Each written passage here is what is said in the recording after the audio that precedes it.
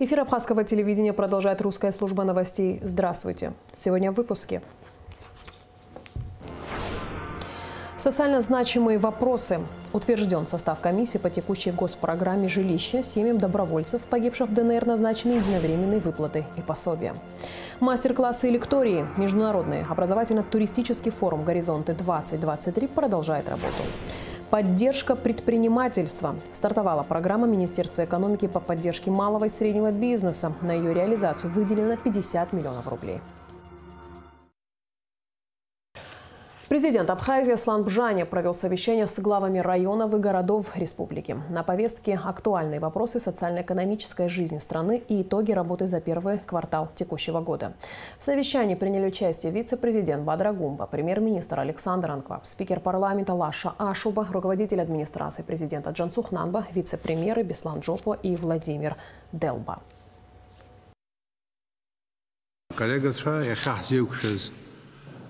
خمس أكتب كوارتل هزيشتوب مبسيط مياست وبري مياسز كوارتل أجانا خلا وصورشتو ريون كرتشو أخذت فير دروتي بزينا أتجلس عشاء وبري أنتي وصور حلقو регламент шоков дроит 10 минут на одного руководителя. Это первый вопрос подведения итогов первого квартала 2023 года. Потом в рамках второго вопроса «Разное» тоже кое-что из актуальных проблем обсудим. Расширенный репортаж совещания смотрите в нашей программе 28 апреля. В этом году на мероприятия по развитию государственного языка будет выделено 5 миллионов рублей. Правительство также утвердило целевую программу по разграничению морских пространств и государственные квоты на 2023 год на хранение и ввоз наркотических средств и психотропных веществ. Какие еще вопросы были рассмотрены на заседании Кабинета министров, расскажет Гугут Саварданию. В начале заседания Кабмин одобрил отчет министра социального обеспечения и демографической политики Руслана Аджба о реализации межведомственной программы развития демографии за 2022 год. В рамках программы единовременные денежные выплаты в размере 100 тысяч рублей получили семьи, постоянно проживающие на территории Абхазии. Из рассмотренных заявлений в отношении 362 было принято положительное решение об осуществлении единовременной выплаты, из которых 3 семьям было выделено по 200 тысяч рублей в связи с рождением двойни. Таким образом, в 2022 году выплаты осуществлены за рождение 365 детей, из которых мужского пола 193, женского 172. На общую сумму 36 миллионов 500 тысяч рублей. Кабинет министров одобрил итоговый отчет о выполнении целевой программы «Жилище-2022». В прошлом году комиссия рассмотрела 94 заявления. В реестр по предоставлению финансовой помощи для приобретения жилплощади был включен 51 человек. Бюджетные расходы на реализацию программы составили 40 миллионов рублей. Всего одобрено 155 заявлений. Программой также установлены размеры, то есть на заявителя 500 тысяч рублей плюс 100 тысяч рублей на каждого члена семьи, но не более 1 миллиона одному заявителю. В принципе, те лица, которые не успели приобрести на 1 января 2023 года, им оказываем помощь уже в 2023 году, и уже 6 семей в 2023 году также приобрели. То есть, таким образом, получается, что 145 семей уже приобрели, 10 семей пока еще в поисках жилья. Также Кабмин утвердил персональный состав распорядительной комиссии по госпрограмме «Жилище-2023-2025». Объемы финансирования на эту программу увеличены. Указом президента предыдущие 3 года на каждый год предусматривали 40 миллионов рублей, то на 23, 24, 25 год предусматривается уже по 60 миллионов рублей, то есть 180 миллионов рублей на 3 года. Также увеличили размеры финансовой помощи. То есть, если на заявителя было 500 тысяч и 100 тысяч на каждого члена семьи и не более 1 миллиона, то На этот раз уже 700 тысяч рублей на заявителя и плюс 100 тысяч рублей на каждого члена семьи и не более 1 миллиона 200 тысяч рублей. Семьям добровольцев Дмитрия Торгашова и Беслана Липартия, погибших в ДНР, назначены единовременные выплаты. Беслан Липартия погиб во время несения боевого дежурства. Его семье выделят 500 тысяч рублей. Семье Торгашова выплатят 1 миллион рублей. Кроме того, семье добровольца Адама Лагвилава со дня его гибели в ходе боевых действий в ДНР назначено ежемесячное пособие в размере 10 тысяч рублей на каждого ребенка. Пособие будет выплачиваться до достижения 18 лет. Правительство установило государственные квоты на 2023 год на хранение и ввоз наркотических средств и психотропных веществ. Также утвержден отчет об исполнении плана госзаказа на издание художественной и иной литературы в 2022 году Абхазского государственного издательства. На заседании утвердили тематический план госзаказа на издание художественной и иной литературы в 2023 году. Планируется издать 220 авторских листов. В этом году на мероприятие по развитию государственного языка будет выделено 5 миллионов рублей. Эти средства направят на создание курсов ускоренного обучения абхазскому языку, перевод официальной документации. Планируется выпуск говорящей азбуки для самых маленьких, аудиокниг, дубляж мультфильмов и художественных фильмов, издание сборников стихотворений для детей. В рамках заседания начальник госуправления по языковой политике Гунда Квициния коснулась и закона о рекламе. Квициния отметила, что большинство названий различных заведений и мест, например, в столице, в основном на русском и английском языках. И лишь изредка можно встретить вывеску на абхазском языке.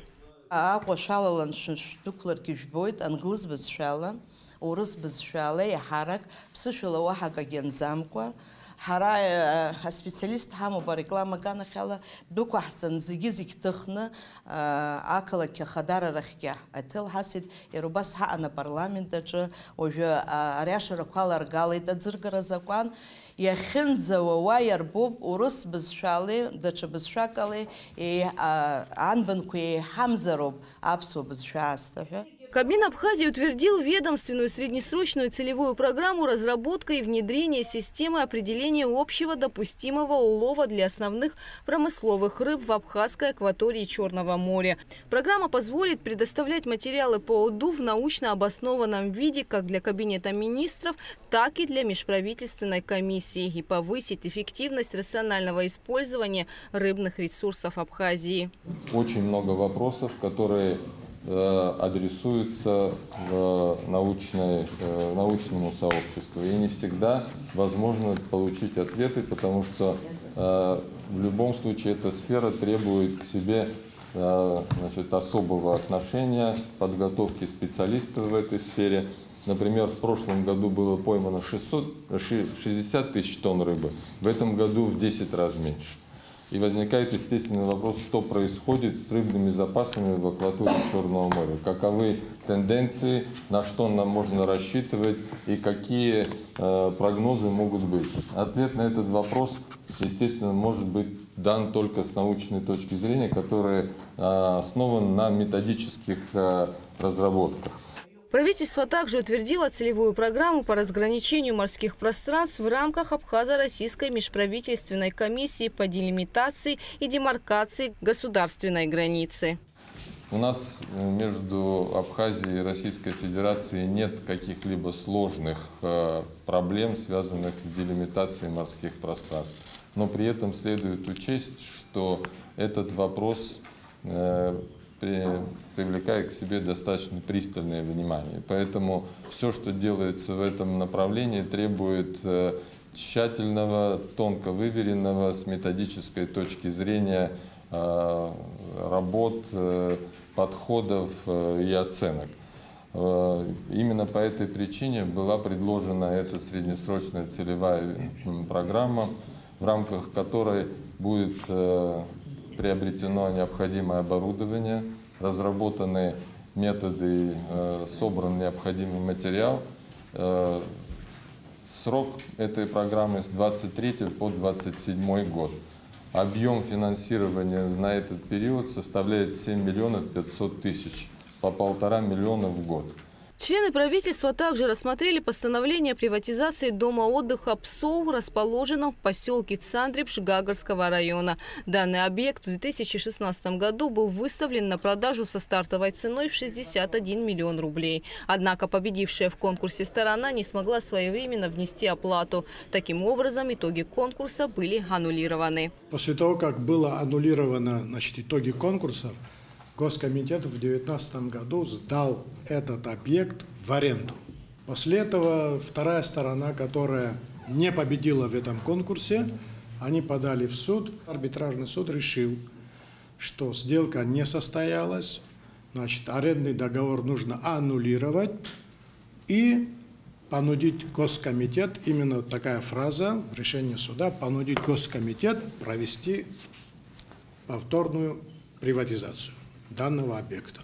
Провели повторную оценку оценочная комиссия, и сегодня предлагается стартовая цена для конкурса в 150 миллионов рублей. В послевоенные годы правдами и неправдами были заняты государственные объекты. До сих пор те люди, которые работают в этих объектах, считают это своей собственностью. До 2001 года, хочу проинформировать вас, например, в городе Гагра было курортное управление. В подчинении этого управления было 47 объектов. У государства сейчас не осталось ничего. Еще раз подчеркиваю, я не конкретно по этому вопросу. Я даже не знаю, кто между собой спорит. Но такого рода решения и до Беслана Сергеевича, и так до, они принимаются как само собой разумеется. Конечно, не могу не отметить, что особенно с 2014 по 2020 год, наверное, это был самым урожайным годом по приватизации государственной собственности, что не может не вызывать определенного рода озабоченность. Те объекты, которые были построены на территории Абхазии, на территории Абхазской ССР после развала Союза, безусловно, являлись народным достоянием. Но те или иные люди по тем или иным причинам либо им было передано комитетом по туризму, либо было занято. Вот. Я к чему говорю? Потому что вопрос о приватизации, он как бы само собой разумеющийся. Там уже есть хозяева 30 лет. 500 миллионов рублей. Оценщики оценили в 150, но это неверно. Это не значит, что продажа такая. Они же не говорят, что продать надо. Они говорят просто оценивать. Это мало ли что они говорят. Нам надо с этим еще разобраться. У нас много оценочных организаций разных. При всем уважении к ним, очень часто их оценки не устраивает государство. Всего-навсего. Вот это нам надо иметь в виду. В ходе обсуждения была утверждена новая стартовая цена для конкурса – 500 миллионов рублей. Гугут Савардани, Алексей Баструков, Абхазское телевидение. В результате сердечного приступа. Спикер Народного собрания Лаша Ашуба представил аппарат уполномоченного по правам человека нового омбудсмена Анас Кишмария, которая была избрана на эту должность на сессии Народного собрания. Анас Кишмария сменила в должности Асиду Шакрыл. Репортаж Азина Ханакова. Открывая встречу с коллективом аппарата уполномоченного по правам человека в Абхазии, спикер парламента Лаша Ашуба поблагодарил за проделанную 5-летнюю работу предыдущего омбудсмена Асиду Шакрыл и всех сотрудников. Было сделано очень много для этого института. В ваш период было его фактически становление, была сформирована профессиональная команда из молодых современных людей, которые ежедневно выполняют работу, на основе которых составляется отчет и итоговый отчет уполномоченного по правам человека. Спасибо вам за организацию, становление этого института в Абхазии. Спасибо всей вашей команде, Асида Георгиевна, за помощь в защите прав наших граждан прежде всего. Асида Шакрыл награждена почетной грамотой Народного собрания. Грамоту вручил экс-омбудсмену Лаша Ашуба. Народное собрание парламента Республики Абхазия постановляет за вклад в обеспечение соблюдения и защиты прав, свобод и законных интересов граждан в Республике Абхазия, наградить почетной грамотой Народного собрания парламента Республики Абхазия Шакрыл Асиду Георгиевну. Настоящее постановление вступает в силу со дня его принятия. Спикер Народного собрания парламента Республики Абхазия Ашуба Лаша Нузарович.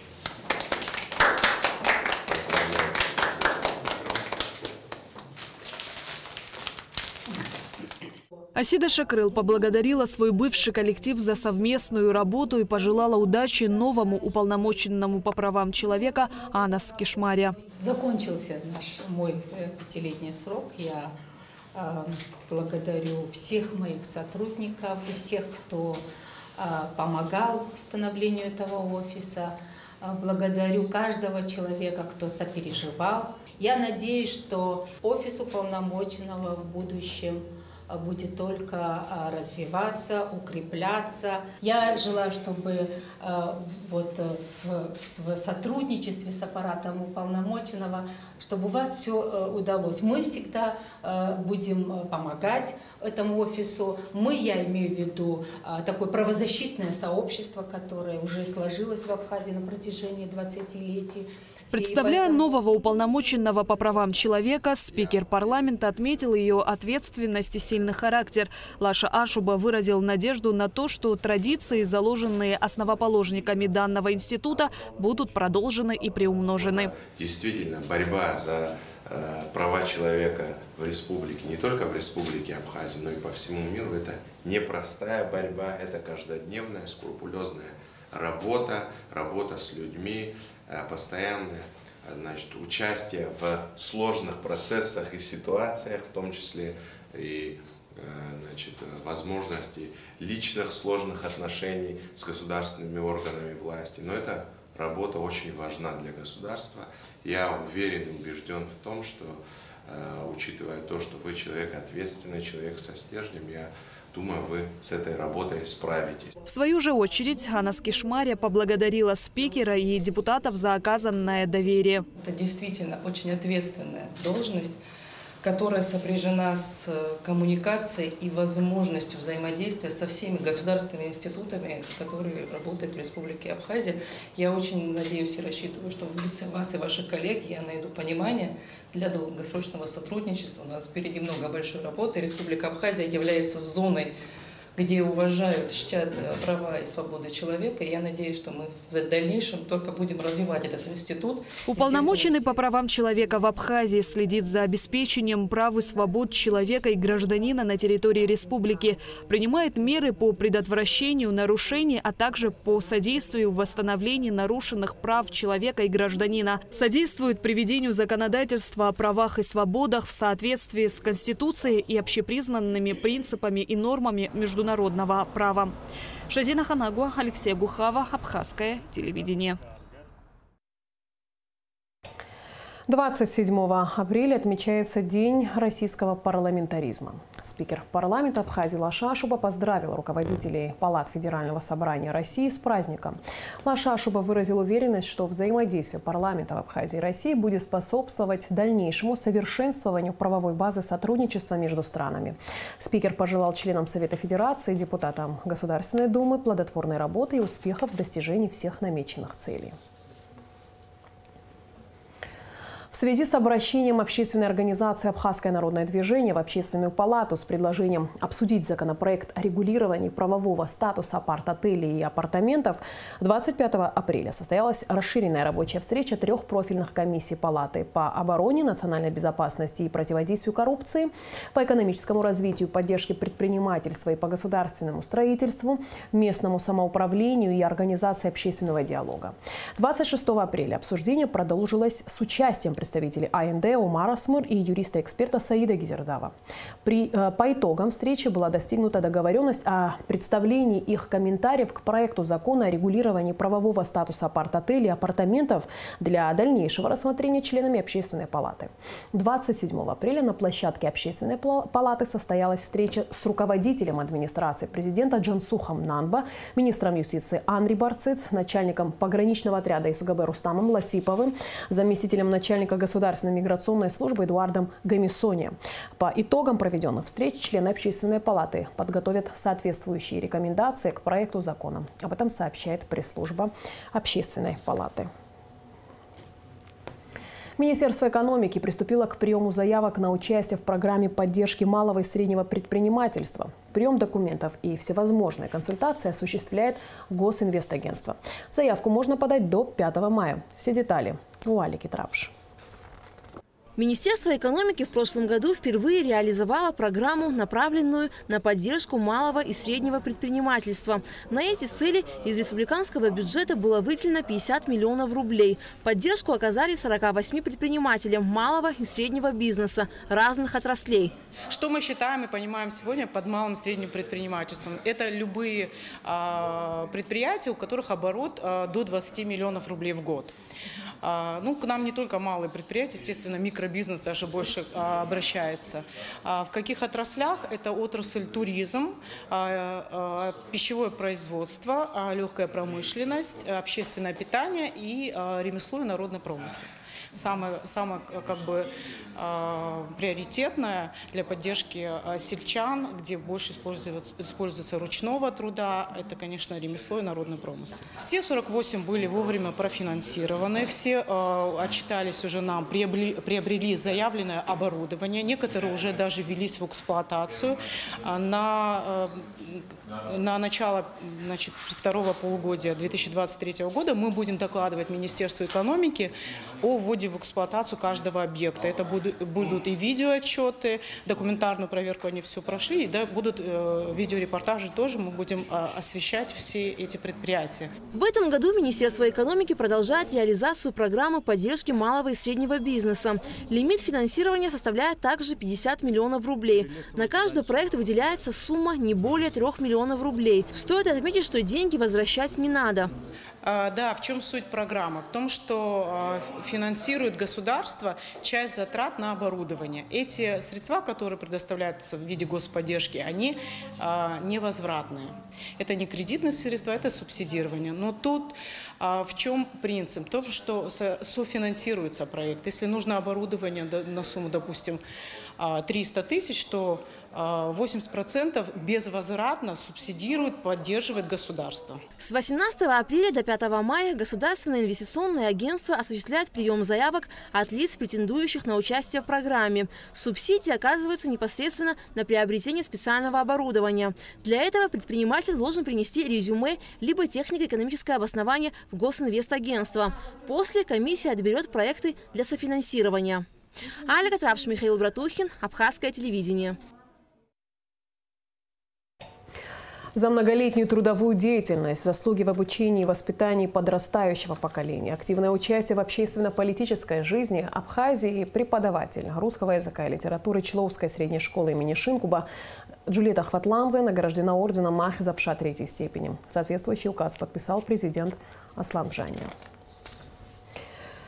Международный образовательно-туристический форум «Горизонты-2023» продолжает работу. Второй день форума насыщен обучением.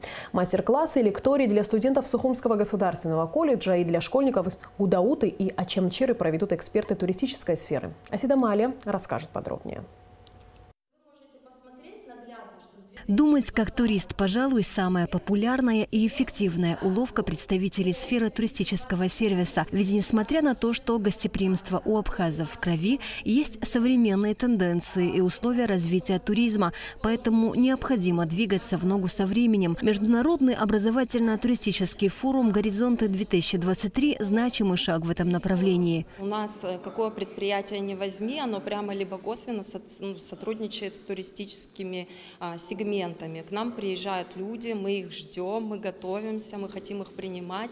Не зря Абхазия – страна души, да, мы здесь рады всех видеть. Мы хотим, чтобы наши студенты на начальном этапе уже знали, как к этому подходить и оказывали соответствующие услуги. Качество сейчас это является тем самым фактором, который способен вывести данную отрасль на принципиально новый уровень. Чтобы работа стала делом мечты, нужно хорошо учиться, трудиться и применять знания и навыки, а мастер-класс о перспективных аспектах качества услуг гостиничного предприятия и направления их совершенствования дополнит знания, которыми должен владеть работник этой области. Даже в узкой специализации необходимо широко ориентироваться. К примеру, знать о самых популярных видах отдыха в Абхазии и разбираться, от чего может зависеть успех курортного сезона. Если в 2019 году было их 142 тысячи, более 142 тысяч, то пандемия оказала негативный эффект. Данный показатель снизился до 78 тысяч. Это вот верхние цифры, предпоследний столбец. И в 2021 году, после отмены всех вот этих ограничений, после обострения геополитической ситуации, это число существенно выросло. Участники мастер-класса – студенты Сухумского государственного колледжа. Учебное заведение, которому в этом году исполнится 120 лет, готовит специалистов по 8 направлениям, в их числе и гостиничный сервис. Вместе с тем здесь проводят трехмесячные курсы по подготовке экскурсоводов. За 7 лет колледж выпустил до 1000 профессиональных гидов. Много у нас было встреч. Вчера была вот встреча с Арифой Каббас, с вашим сотрудником, а также по совместительству. Она много передач провела по Старому Сухуму. Мы просто были очень рады и воодушевлены. Такие мы окрыленные. Честно говоря, такие встречи нам необходимы. Также мы встречаемся со старыми экскурсоводами, я имею в виду с большим опытом, с советским опытом. Это Ляля Векуа, которая работала в Краеведческом музее, Тая Георгиевна Алания, супруга Анзора Гумава, которая сегодня работает в Краеведческом музее. Студенты с интересом слушали своего преподавателя, и непременно новые знания станут еще одним кирпичиком формирующейся личности специалиста. Вообще, я с самого детства, у меня была такая мечта иметь свое гостиничное дело, гостиничный сервис. Но самое главное – это честность и добросовестность, главное – воспитанность человека, чтобы он мог себя повести достойно в любой ситуации, как директор, к примеру, своим сотрудникам. Работа колледжа устроена таким образом, что студенты специальной дисциплины гостиничного сервиса не засиживаются в 4 стенах. Чтобы заинтересовать и донести знания, преподаватели, согласно плану, организуют практическую работу. Мы ездили на Иверскую гору, также на Псырцха. Там нам проводили экскурсии ведущие экскурсоводы Абхазии. Также сегодня ожидается встреча с Белой Руслановной Джинджоли, одной из таких ведущих экскурсоводов Абхазии. Мы очень этому рады. Основная идея образовательно-туристического форума – использовать потенциал интерната в Абхазии и возродить такое движение, как обмен школьниками. Инициатива эта принадлежит Россотрудничеству Абхазии. Таким образом, мастер-классы и профориентационные лектории в рамках 2-го дня форума проведут для школьников Гудауты и Ачамчиры. Поговорят о влиянии позитивного имиджа на развитие туризма, о том, как не ошибиться при выборе профессии, а также расскажут о возможности нашей республики для развития молодежного туризма. А 28 апреля, в день завершения работы форума, профориентационные лектории для школьников Гагры проведет министр туризма Теймураз Хишба. Асида Малия, Рамо Камки, Абхазское телевидение. И в завершении выпуска традиционно о погоде. По сообщению Гидрометцентра, в пятницу 28 апреля на территории Абхазии ожидается переменная облачность. До второй половины дня местами возможен небольшой дождь. Ближе к вечеру местами гроза, туман. Температура воздуха ночью плюс 10-15, днем 16-21. Температура морской воды плюс 12.